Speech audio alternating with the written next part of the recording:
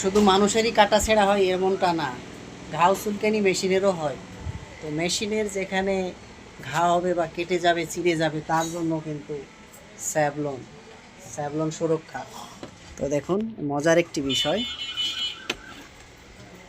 এইখানটায় একটু মরিচা ধরার মতো হয়ে গিয়েছিল, তো তার জন্য এই এই গিয়ারটা অনেক জাম ছিল, তো জামটা আমি ছোটানোর চেষ্টা করতেছি।